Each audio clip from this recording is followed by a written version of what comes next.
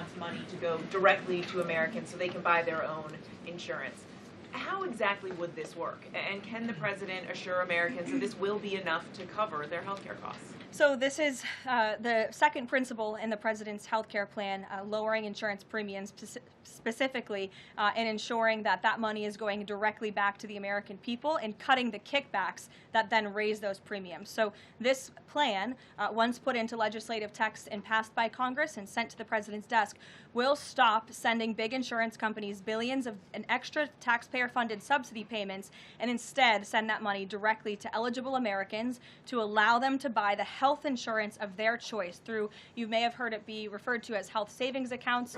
Whether that ends up being the actual name of such accounts, we'll have to see. Again, Congress and the White House are going to work together to put this plan into action.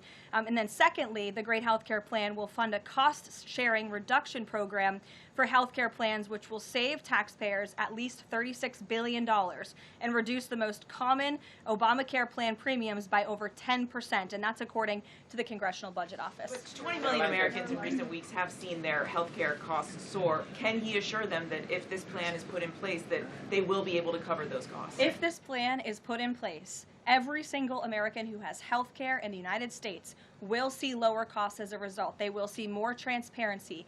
All of these proposals that are within the Great Healthcare Plan are incredibly popular with the American people, and they will impact everyone, not just a small fraction of those who are within the healthcare marketplace, but every single American will continue to see their costs go down. And I will note that they already are with respect to prescription drug prices. When you look at what the president has done with most favored nations, you've seen these big pharmaceutical companies in the Oval Office saying that this president and his team were nonstop, around the clock, pressuring us and negotiating with us to lower the cost of prescription drugs for Americans. And we are already seeing that to the tune, in some cases, of more than 500%.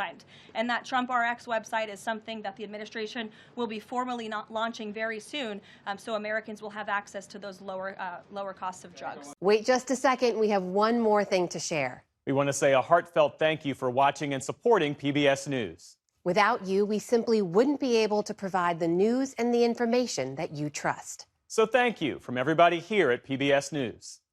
Support journalism you trust. Support PBS News. Donate now, or even better, start a monthly contribution today.